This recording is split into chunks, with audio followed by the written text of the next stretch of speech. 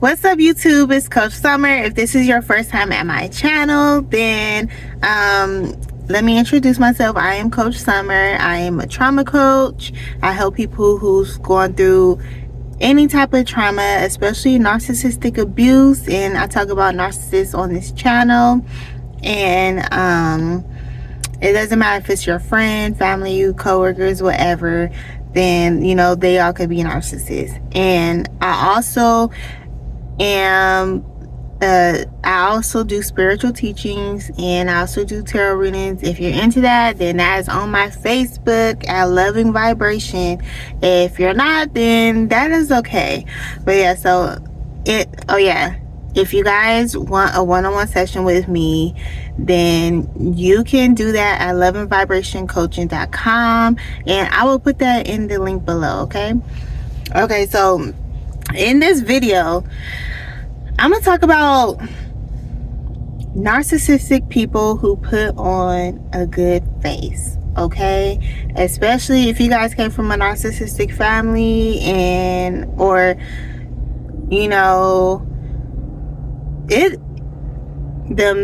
it'd be those people at a job, especially if you work in like a high-end place or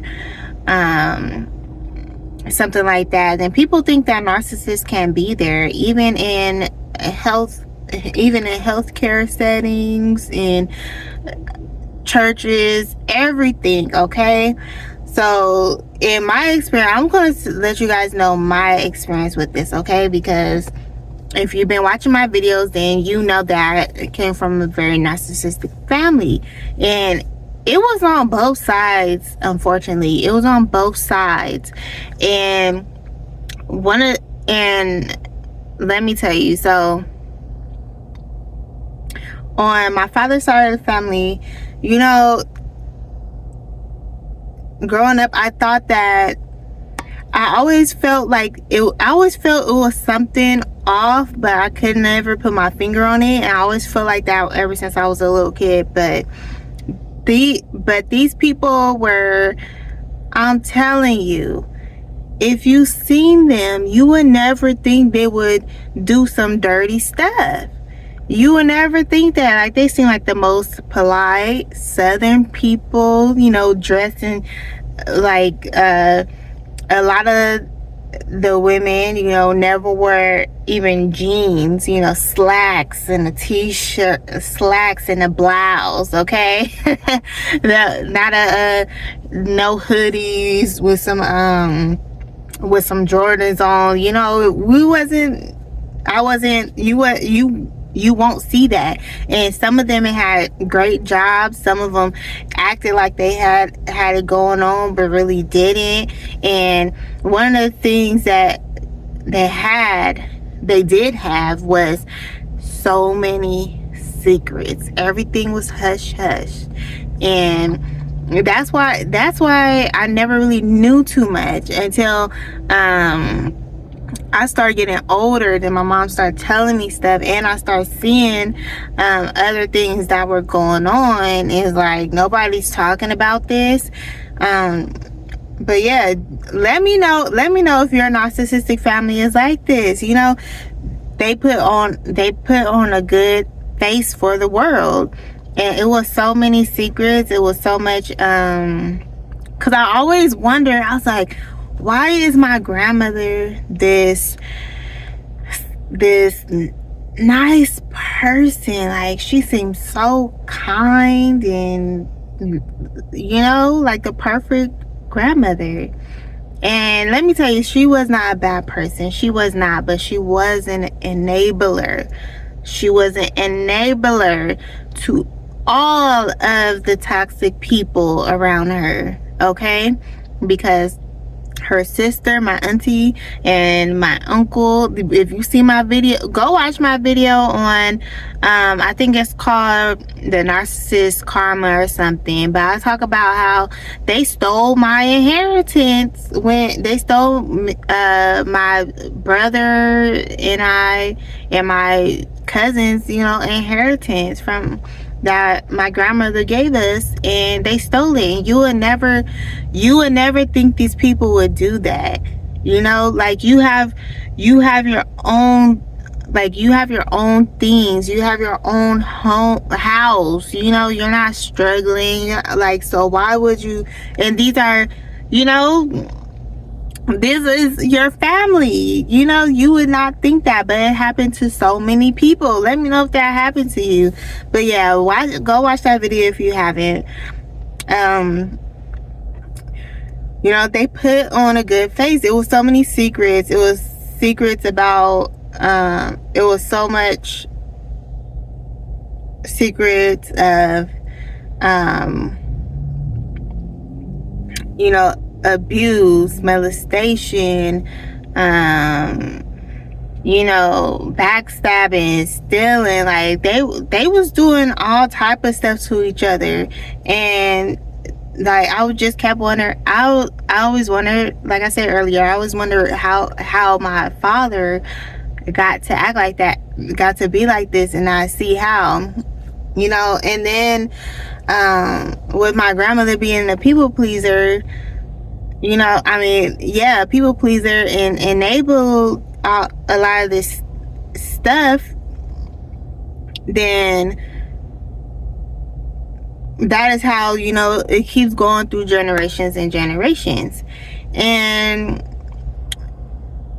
one of the things that really stood out to me was, you know, they wanted the picture perfect so bad that I remember every time I would go over there for like the holidays and stuff, then everyone was there, but I felt like so constricted. I felt so constricted, and like I felt so constricted, like I could not be myself.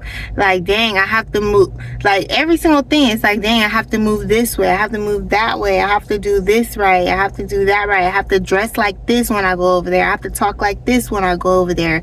Like, it was so, at first I thought, oh, it was being southern respectful, but as I got older, I realized that that was control to keep us, to keep on the facade, because they were putting up, when you, when people are living authentically themselves, then you will feel free and people will feel free around them.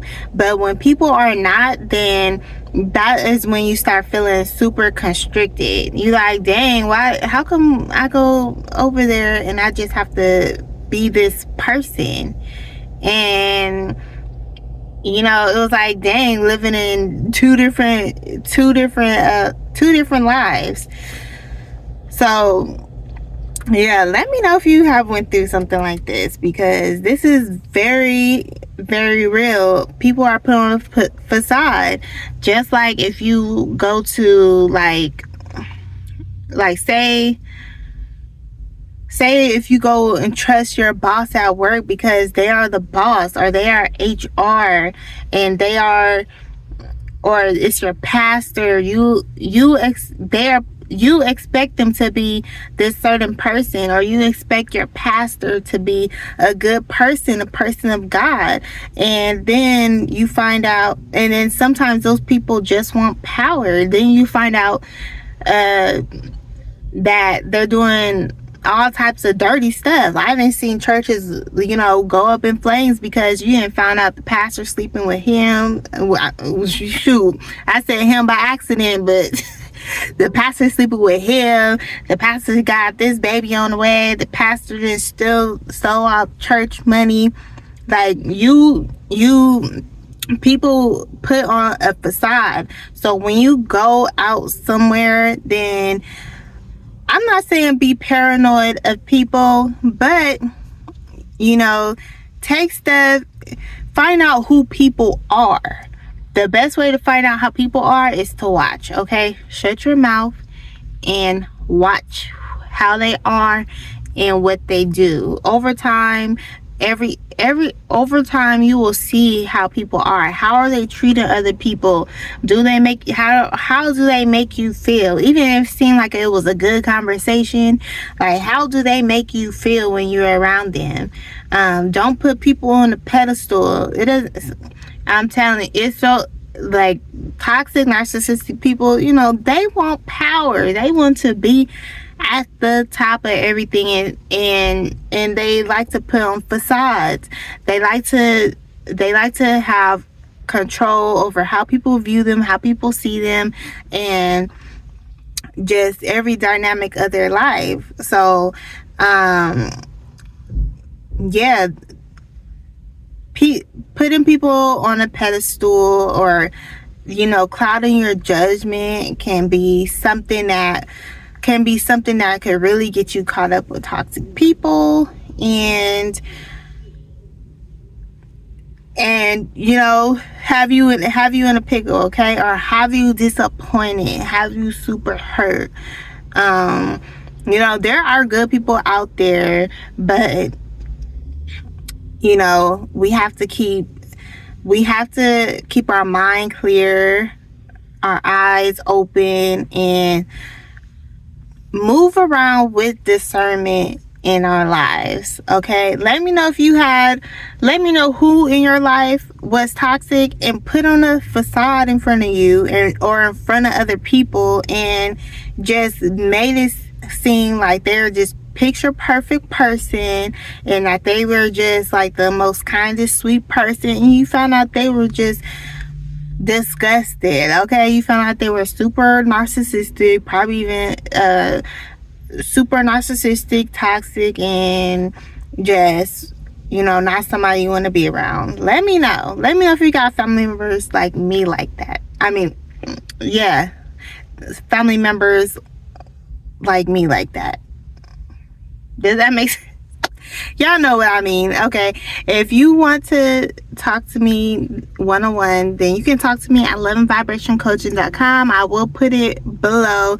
And like I said, if you like tarot, or you want personal readings, then go to my Facebook at Love and Vibration. That's where I'll be putting all the general readings, but it's always good to get a personal reading. And yeah, I'll talk to you guys later. Bye. And don't forget to like this video. Bye.